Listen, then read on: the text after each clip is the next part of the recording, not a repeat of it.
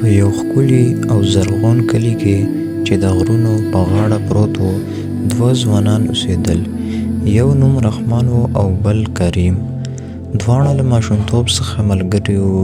دوی په یو سکول کې سبق ویلو، په یو ټیم کې به یې لوبه کوله او په سختو ورځو کې به یو بل ته ولاړ وو.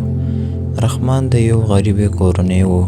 د هغه پلار یو ساده سړی و چې په خپل کوچني ځمکه کې کار کاوه. کریم بیا د کلي تر ټولو شتمن سړي زوی و. د هغه پلار یو لوی سوداګر و چې په ښار کې یو عزت لرلو. خو د شتمنۍ سره سره کریم تل عاجزه او مهربانه و. هغه به ویل پیسې ملګري نه جوړوي، زړه جوړوي. دوی دواړه ترمنځ یو جوړه او پاکه دوستي وه. رحمان به کریم ته ویل ته زما ملګری یې چې په خوشحالۍ کې هم او په غمونو کې هم زما سره یې. کریم په ځواب کې ورته وویل او ته هغه یې چې زما شتمنۍ ته نه ګورې، زما زړه ته ګورې. یو ورځ کلي کې یو لوی طوفان راغی. باران دومره تیز و چې د رحمان کورنۍ ځمکه او فصلونه یې تباه کړل. د رحمان پلار سخت ناروغه شو او کورنۍ په سخت مالي ستونزه کې راګیره شوه.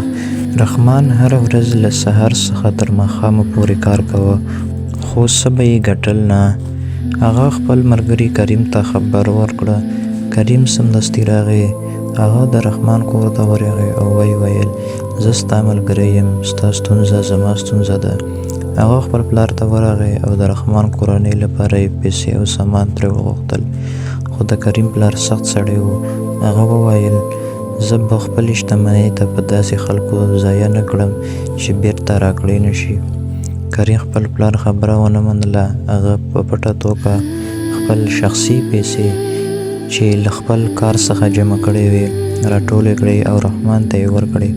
هغه وویل دا زما نه بلکې زموږ دوستي ته قرباني ده.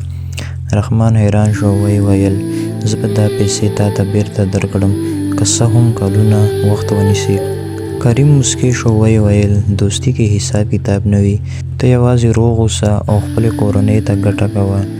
دا وخت په تېرېدو سره رحمان خپلې کورنۍ ته ښه ژوند برابر کړه. هغه سخت کار کاوه او خپل قرض یې په یو ډول ادا کړه. خو کریم په خپل کور کې له ستونزو سره مخ شو او د هغه پلار په یو لوی تجارت کې ټولې پیسې له لاسه ورکړې. سوداګري ماته شوه او کورنۍ په سخت غربت کې راګیره شوه. کریم پلار ناروغه شو، درملنه یې اړتیا وه. اوس رحمان نمبر و. هغه خپل ټول جمع شوي پیسې راټولې کړې او کریم ته یې ورکړې. کریم وویل ته ولې دا کوې؟ ته خپلې کورنۍ ته اړتیا لرې. رحمان په ډېر چیړ سره وویل ته ما سره په سخت وخت کې مرسته کړې وه، اوس زما وار دی. رښتینې دوستي هغه ده چې یوازې اخلي نه بلکې ورکوي هم. رحمان خپلې ټولې پیسې کریم پلار درملنې لپاره ورکړې، تر دې ځای پورې چې هغه خپل شخصي سامان هم وپلورلو تر څو مرسته وکړي. کریم او د هغه کورنۍ حیرانه شول. کریم پلار چې مخکې سخت زړی و اوس سترګې د اوښکو ډکې شوې او ویل ما فکر کوه چې شتمني دوستي جوړوي، خو نن ما ولیده چې رښتینې دوستي زړه جوړوي. ته زما زوی سره رښتینې ملګرتیا کوې. د وخت په تېرېدو سره دواړه کورنیو ترمنځ اړیکې لا زیاتې قوي شوې.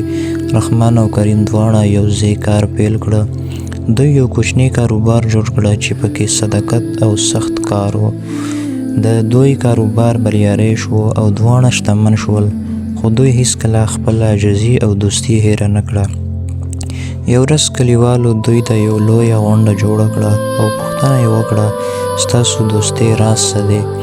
رحمان په خندا شو. ویل رښتینې دوستي هغه ده چې په خوشحالۍ کې شریک وي، په غمونو کې قرباني ورکړي.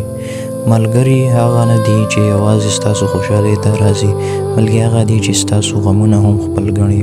کریم ورته بیا وویل دوستي کې پیسې، شتمني او رتبه مهمه نه ده، مهم زړه دی، وفاداري ده او صداقت دی. موږ دواړه یو بل ته قرباني کوو او د هغې د وجې موږ نن دلته یو. کلیوالو د دوی کیسه واورېده او ټولو ته یې سبق ورکړه. له هغې ورځې وروسته په کلي کې خلکو خپل ملګریو ته زیات قدر ورکړه او ویل رښتینې دوستي هغه ده چې په هغې کې ازموینه بریالي شي. رحمان او کریم تر اخر عمر پورې ملګري پاتې شول. دوی خپل ماشومانو ته هم دا سبق ورښودلو چې رښتینې دوستي په سختو ورځو کې معلومیږي نه په اسانو کې. سبق یې دا دی چې دوستي هغه نه ده چې یوازې خوشحالي شریکه کړي، بلکې هغه ده چې په غمونو کې قرباني کوي، صبر کوي او هیڅکله ملګری نه پرېږدي.